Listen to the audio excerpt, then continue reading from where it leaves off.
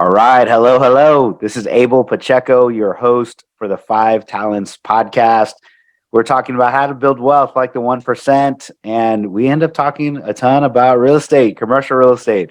So if you guys are interested and gals are, we appreciate the ongoing support. We're hitting 30,000 downloads a month right now. So I would say we've got some good reach, and we really appreciate all of the reviews, the ratings, the comments that you guys are leaving. So thank you very much. We appreciate the support as always. And we have another great guest, Mr. Alix Kogan. Alex, what's going on, bro? Hey, Abel. I'm doing well. How about you? Man, I'm doing good. Thank you very much for being on the show with us. So I know we had some time, scheduled, and finally got to get it recorded. So we're excited. If you don't know Alex, man, we're excited to have a good conversation because he's really been doing this for a lot of years. He's the founder and president of Ashland Capital, and really the real estate firm does construction development for 20 plus years. In Colorado, they built some really high-end construction development, and they were one of the most successful firms in the Southwest Colorado over there. He now lives in Chicago, and is really heading towards the commercial real estate. They own thousands of doors today, about 2,500 plus. So that's always fun, and just to hear that in general, see it. And we are extremely excited to hear about some of the other asset classes that he's doing. So he is a real estate investor. In addition, about 1,500 student housing beds. So student housing works a little bit differently.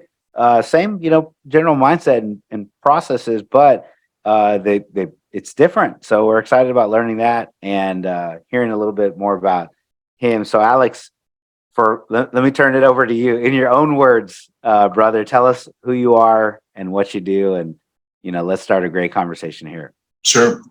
Well, thanks for having me, Abel. So I'm the founder and president of Ashland Capital. Started out in real estate about 23 years ago in 98. I grew up in a real estate family of both my father, my brother, real estate developers, builders. So it was a natural, although I did not want to follow in the family's footsteps. I definitely had a detour. Okay. Which is one of the reasons why I found Colorado. I was going to save the world, and I was going to teach high school, which I did. So for a whole year and a half, I was out there saving the world, and actually ended up working, taking a job, more of like a Peace Corps experience on the Navajo reservation in Arizona.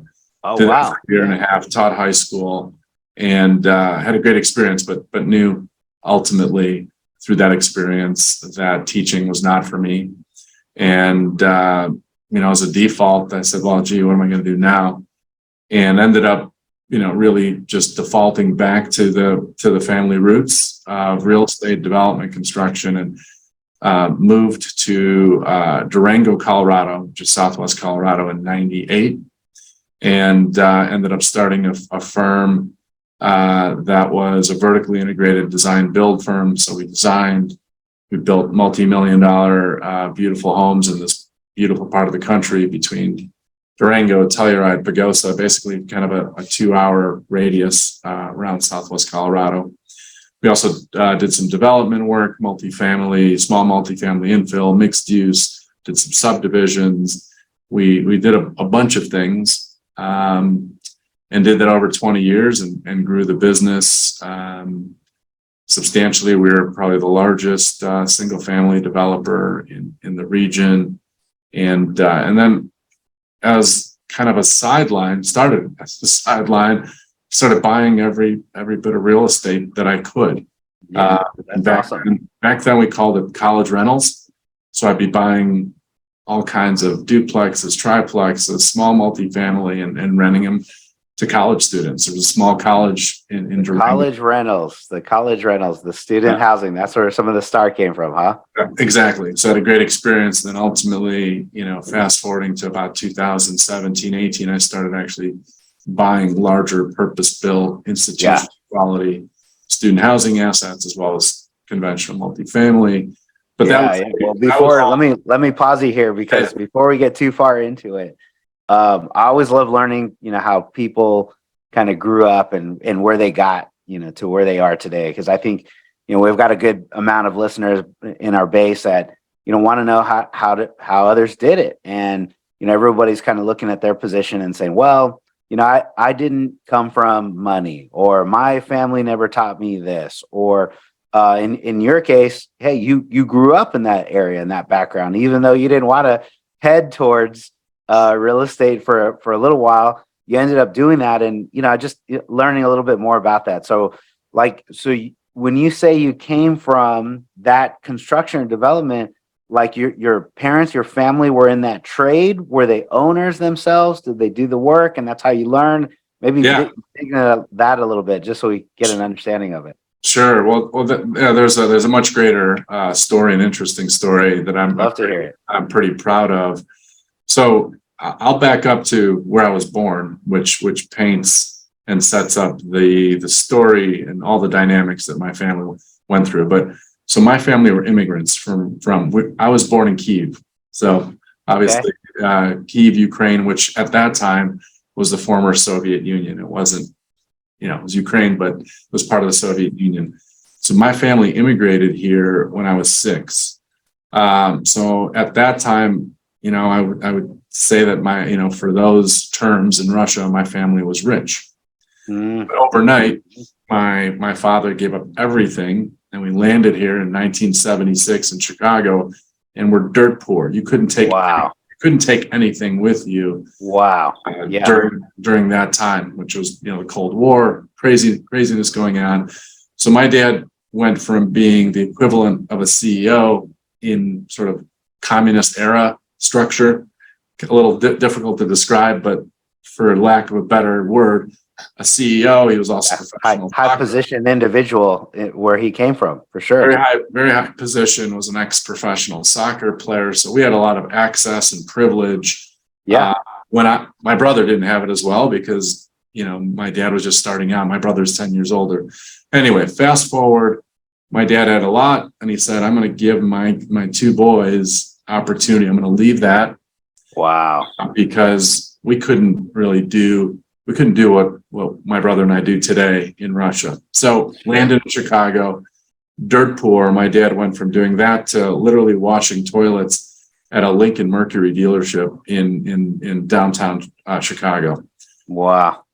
So we started with nothing. My dad. Let me stop you again here, because we interview a lot of folks, and there's something about an immigrant story, somebody that was not born here. And there are a lot of investors, a lot of very successful real estate folks that I come across. The trend is like, man, we came from nothing. We moved here. We have all these other obstacles and barriers and challenges, which everyone in the US has today. There's just a little extra. It feels like when you do, if you're a foreigner, if you're coming in to learn the language, if you don't know today's time, it's like, golly, those barriers and challenges and obstacles are even higher. They're even greater, but yet we still manage to, achieve some great things. So if I can, on this side of it, just pause you here. How did that shape some of the things that you do today? Like, what were some of those mindsets and paradigms that you learned when we were younger? And man, how do you still use them to your advantage today?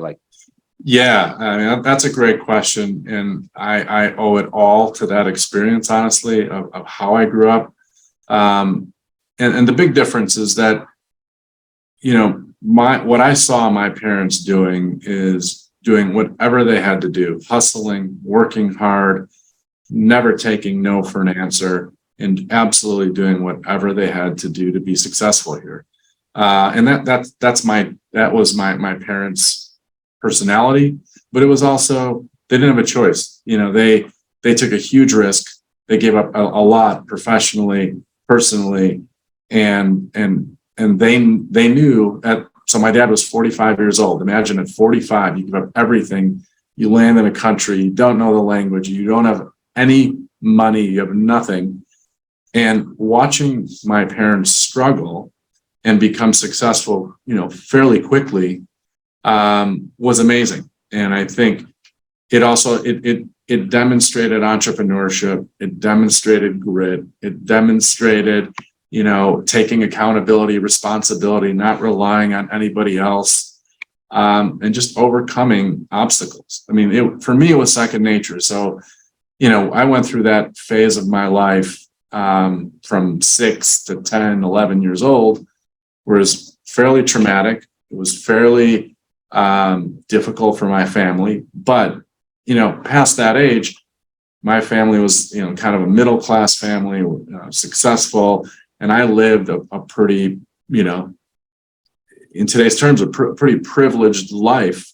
Mm-hmm. But what I got out of that, and fast forwarding, is that, when I started, working and trying to figure out what I want to do with my life, is I had that entrepreneurial spirit. I watched it. And for me, going to work in a corporate world was really not an option. I mean, I had my, I call it young, dumb, romanticized, worldview of saving the world, teaching high school, which I think is a great thing. It just wasn't for me. So after trying that, becoming an entrepreneur and following in my family's sort of path, it was just a natural. Okay. Yeah. And, me and Alex got to talking, just before the show, and, I know you have an 8-year-old as well at the house, right? I do. What are some of the, give any parent right now listening that's trying to figure out, well, shoot, I didn't come from that background, but I have my little ones and I'm trying to figure out how to, instill some of these things. Any insider advice you can give us? I've got the 5 and the 3-year-old now, and I'm trying to figure out, like, how do I make sure that they learn these lessons? Well, I mean, to some degree, these are first world problems for us. We live in a wealthy suburb of Chicago, and everybody has everything they need. And for me, that's the biggest challenge. Is I came from nothing. My kid's growing up in an environment where he has everything. So giving him a good understanding of where I came from, which we do routinely talk about, dad's background, mom's background. My wife came from a very humble beginnings as well.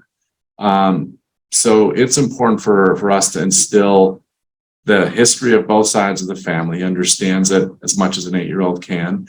And then, we're pretty intentional on making sure that he's, for lack of a better word, he's not spoiled, that he understands that there's what you put into it is what you get out of it. So there's things he has to do to earn whatever he wants. We're,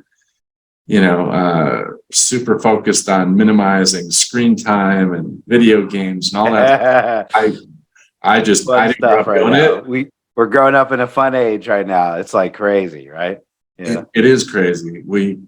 He's turning 8 next week, and the whole Nintendo Switch has been a conversation that we've had for the last few weeks. And he says, I'm building too. I've got a game and I built 10 houses. You're like, a little different on that Switch than in real life. Well, those are all great, great things, man. It's good to just to have the conversation right now, because that's the struggle for anybody that's grown up in this age, is they've got technology and computers and screen time, and it's easy to get sucked in right away, but we got to figure out how to change it up a little bit, and so that they give them best opportunity for the future. But it's the time. That's the time we're living in. It's crazy. It is. We're focused on really recording, in fact, our family history. And my brother and I will probably write a book. It goes even deeper. My family were Holocaust survivors. My dad was captured literally by the Nazis, and him and his mom, my grandmother. So there's a long history that's really rich. That if you don't capture those stories in a book or a family tree and all these amazing stories, like, my kid won't appreciate this, and he won't have the lessons that I have. So I want him to have the grit, just appreciate where he came from, so he never takes it for granted. So anyway, that's awesome. Man. That's awesome. Try to collect those stories and write a book. A great idea, an amazing one. I encourage anybody, that wants to teach their children some of these lessons, what a great way to look back 2 or 3 generations and say, this is where we came from. We're in this situation. And, like probably a lot of our listeners, I bet, is we all want to give our children our next generation a leg up, a different position. And, if we think about, I think about my parents and my grandparents, every one of them had a leg up. My parents were in a better situation because of my grandparents and some of their moves, and I'm in a better position because of my parents' moves, and vice versa. Our children. I did get lucky, Alex. I have an uncle cousin, my dad's cousin, which is kind of like that uncle figure to me.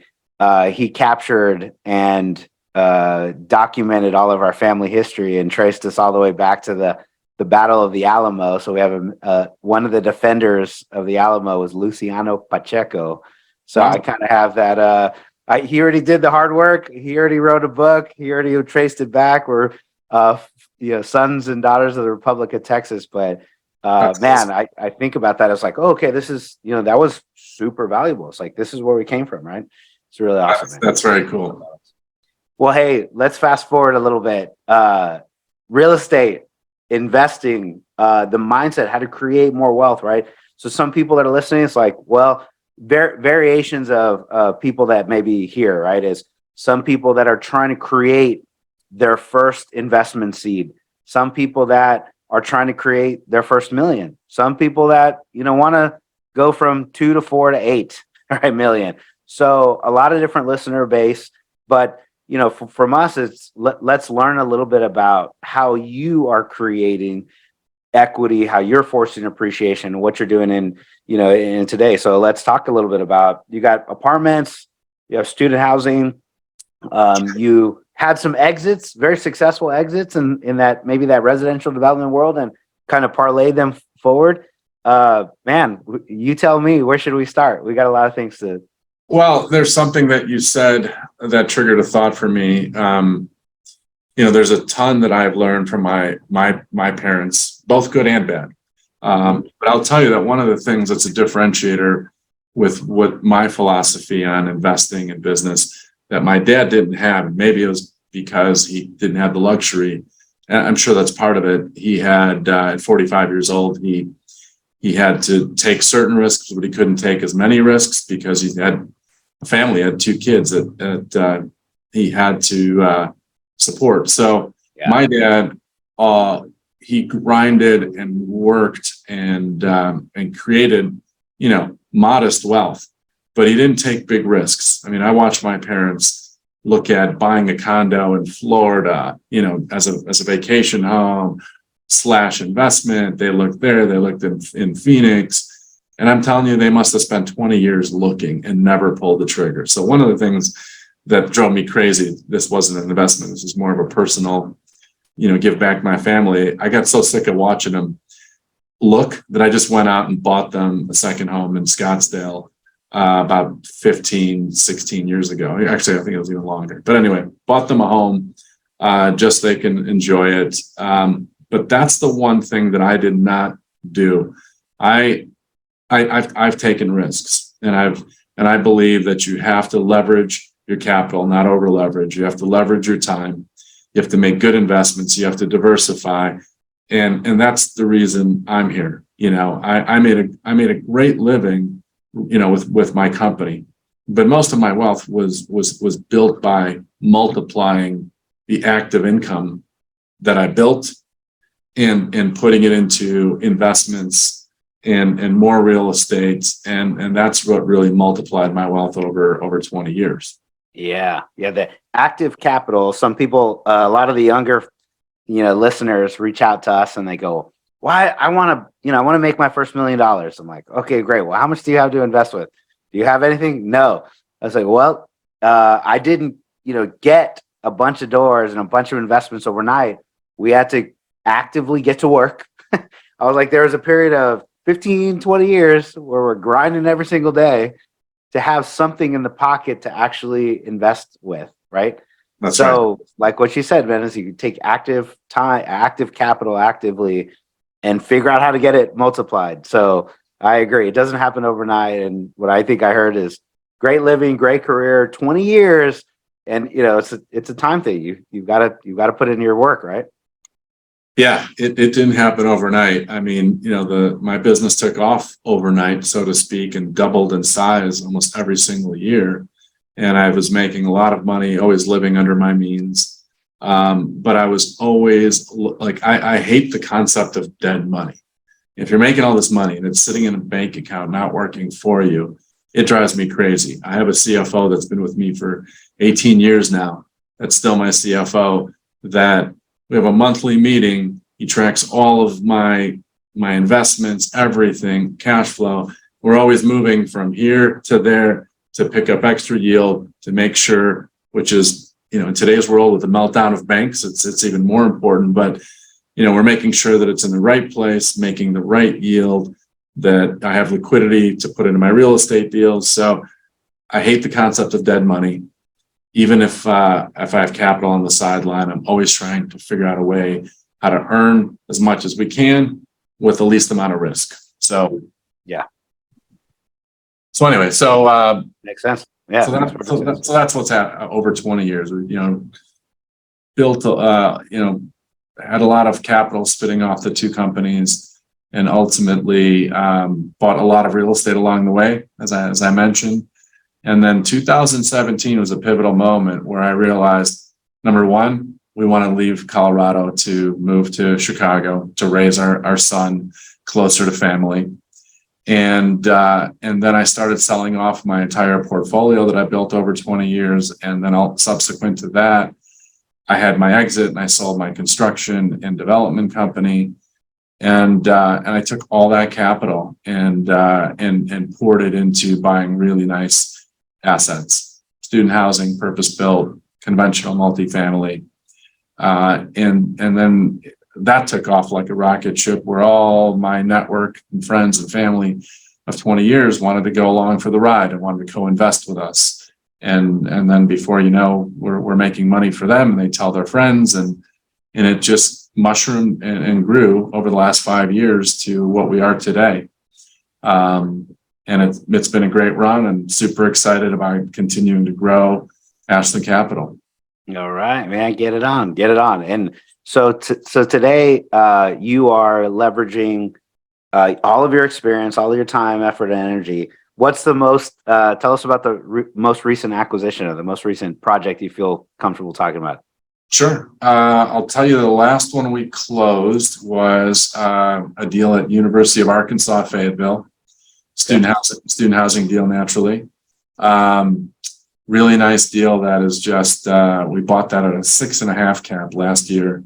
Actually, that's not the most recent deal. We bought one in Fayetteville, North Carolina after that, a smaller deal. But that in the student housing space, that was the last larger deal. Doing incredibly well. We were 100% pre-leased about a month ago through all of next year. So really quick lease up, grew our rents tremendously. Our entire student housing portfolio has just been doing tremendous, incredible rent growth.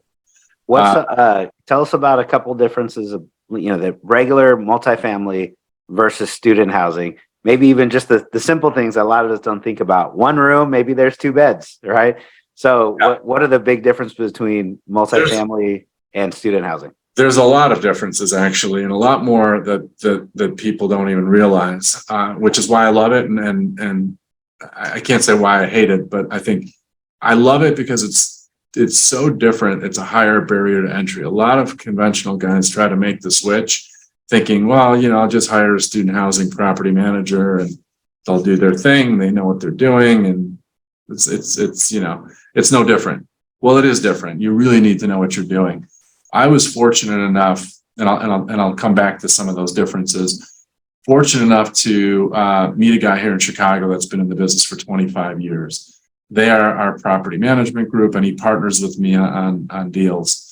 And then his number 2 guy, who's also been in the business a long time, left the firm because he wanted to get on the ownership side. So we have a guy who, Colton on our team, who manages all of our asset management. And he's tremendous experience and understanding of the student housing space. So you have to have that kind of experience and intel on how the business works, even if you're not third party, even if you're not self-managing, even if you have third party property management groups. So differences. Obviously, we're renting by the bed. When I said bed, that refers to bedroom, because we don't do any double occupancy. Everything we buy has got to have single bedrooms. And in fact, most of our assets have what we call equal bed bath parity. So there's a bathroom. Equal bed bath parity. There's a term for student housing that I don't even contemplate in my regular multifamily deals. Never heard it. That's right. And that's critical because that's the trend. So if you are renting student housing, you want your own bedroom, you want your own bathroom. That's equal bed bath parity.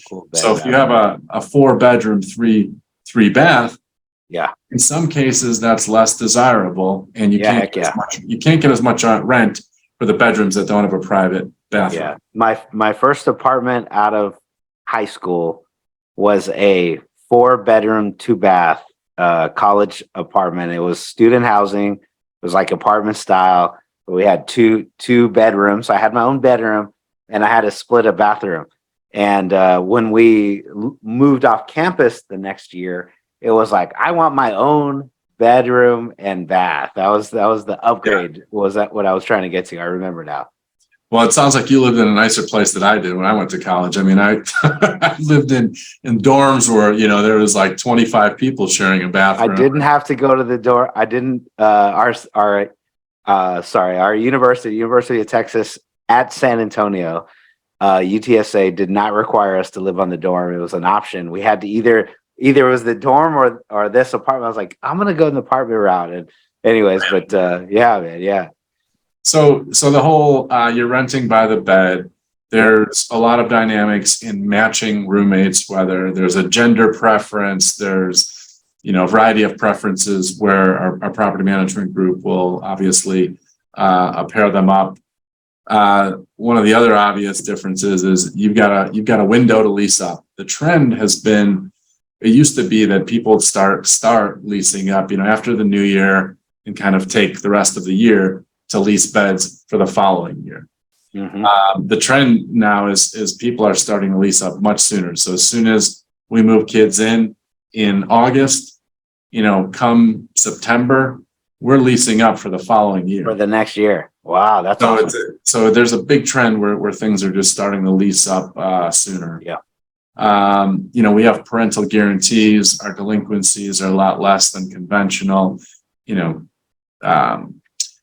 but some of the differences, you have to, like, our thesis is we're evaluating the market.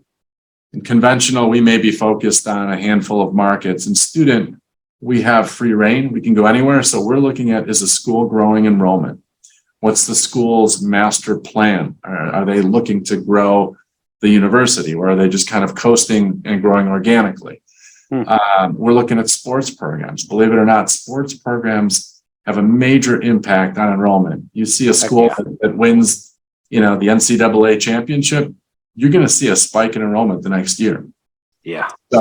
So there's a lot of things that we gauge. If you want to throw even more into the pot to make it even more complicated, is you look at the demographic of the students. So some schools, for example, could be a fairly blue collar school. So your rents are going to be lower. Your price point to get into that market is going to be lower, but your rent growth is likely going to be compressed.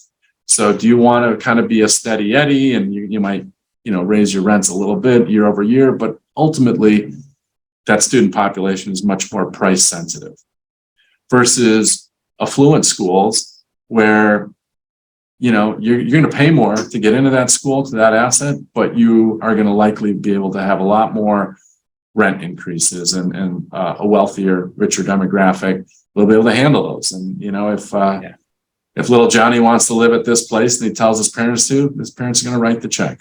Mm-hmm. So you got to figure out what type of assets you want to own, what type of demographic you want to cater to. And then, another major difference is you have to understand the student mindset. That's student demographic. Like, what is important to them? And that's not always consistent from market to market. You may have students where, A gym is important. You may have students where, a lot of social events are important. So you have to understand that demographic and really cater to them. It's a lot more managing their lifestyle and their living experience in student housing than there is in conventional. A lot more interaction with your renter base. Yeah. So, I've touched probably on a small, sliver of the differences, but there's a lot. And to be successful, you have to know the business, and you also have to be willing to adapt because schools change. Things move. So you constantly have to gauge it. Yep. Yeah. There's so much, in a 20-30 minute conversation, right? You can't squeeze 20 years of expertise and experience in it, but that even just illuminates a little bit the difference between student housing. It's really, it's really fascinating, right? A lot of extra data, population demographic, all the things that we normally look at, supply, demand, that, and then there's this school thing. Like sports is wow. Okay, yeah, I didn't think about the extra part of it. So when y'all exit, how are y'all thinking about exits? Are they long-term holds? Are they shorter periods of time? Are they? There's, we underwrite and have a similar philosophy to our conventional products, which is we underwrite to 5 years, but we're going to put on flexible debt, fixed rate debt, have some flexibility in our exits and our prepay, and we watch. So, we may have, you can have, call it some weird thing that happens at a school that's negative, where something in the news about somebody did something wrong, whatever, use your imagination, all of a sudden it gets bad press and that school starts to lower their enrollment growth. You got to be careful. You may want to exit, or you may want to, live through it. And then conversely, you may have a new football coach comes in and all of a sudden the sports program starts taking off and you're like, I don't want to sell. I think we've got another good 5 years of growth, or the school announces, an expansion plan, and they're going to take their students from 20 to 30,000. You own an asset there. You've actually gained equity overnight just by the school announcing, major growth plans. So you have to be nimble, and I think that's certainly the case for conventional apartments as well, right? You have a major employer that shuts down. You got to react to it. Or you have growth. So you got to be nimble. Yeah, this is good. Well, thank you very much, Alex. I appreciate just sharing a little bit of light on what it is that you do and how you're doing it. And obviously, we have a short period of time, so I do want to be respectful, for any of our listeners and you, and maybe there's some people that are listening that want to connect and learn a little bit more about you. Who do you want to reach out to you, and where should they go? Sure. Happy to talk to anybody, whether they're looking to invest, looking for advice, looking for, someone to help them start their career. Happy to talk to anybody, really. Excuse me. Website is ashlandcapitalfund.com. And my email is Alix with an I, ALIX, at ashlandcapitalfund.com. So go to our website, reach out to me directly. More than happy to chat with any potential investors or anybody interested in general. Right on, Alex. Thank you very much, man. I appreciate it. And go connect with them. Alex, on the discussion of other topics, other areas, there's always something that we wanted to talk about ABC, XYZ. We just didn't get to it. Any other last minute thoughts or words of wisdom for our listeners here? Yeah, I know you have a lot of investors who are starting out that really are anxious to get into the business. I would say we're in a crazy time. So be consistent, but be cautious, because there's a lot of information and buzz about multifamily and student housing and all of it. And I think you got to be really careful in this time, because you could get hurt. We see it as an opportunity, and we're going to grow our business through it. But if you're newer to the business and you just want to jump in, you could get hurt. So partner with the right folks that have experience and do your due diligence as much as possible before you jump in. because everybody was making money over the last 7 to 10 years. This is where the difference happens, is good operators will thrive and the mediocre operators will get really hurt. Yeah, man, it's definitely a different time, right? If, for the past 8, 9, 10 years, been up and to the right. Now Fed is making a lot of moves with interest rate changes. And, we record this March 22nd, 2023, right? So I think there's the Fed meeting that's happening today. Will rates continue to rise, go up and down? I haven't checked yet any outcomes, but man, that's the mindset that we're in. And, with the right circumstances, right? We've got some pain in our own portfolio. We're trying to maneuver through, and then we're trying to figure out, how do we shore things up? How do we look past, the next year or so, and how do we maneuver? So I would 100% agree with what Alex is mentioning: experience, expertise, leveraging the right people and teams around you, and trying to work through it. So yeah, it's good stuff. Well, Alex, man, I really appreciate the time, or appreciate the opportunity. So it's been great chatting, and thank you very much for everything that you shared. Absolutely, Abel. It was fun. I appreciate being on it, and let's do it again sometime. Yeah, absolutely. Well, for all of our listeners, we really appreciate it. Continue to provide us any feedback, rating, review, anything we think we should improve on, anything you want to keep hearing. Go reach out to Alex and his team, and I'd be blessed to hear that you guys connected, and just really appreciate everything that you're supporting us with. And to our sponsors over at Anderson, man, these guys are great. We've been using Anderson Advisors for a number of years, like I think since 2017, 2018, and helped us with asset and risk protection, helping us with corporate structures and LLCs, and trying to figure out the right way to do this living trust thing and make sure that all of our assets are, in the right spot. So they put together for our listeners a special course and a workshop that anybody listening to the show, any of y'all, because of your 5 Talents subscribers, have the ability and access to go check that out. Go look at them, aba.link/5 talents, and you can see a little bit more about their workshop that they're providing you guys for free. And of course, if you want to connect with us, we're at 5talents.capital, the number 5 talents, TALENTS.capital, and look forward to working with you all. So appreciate it. Thank you everyone for watching. Thank you very much again, Alex. Thank you.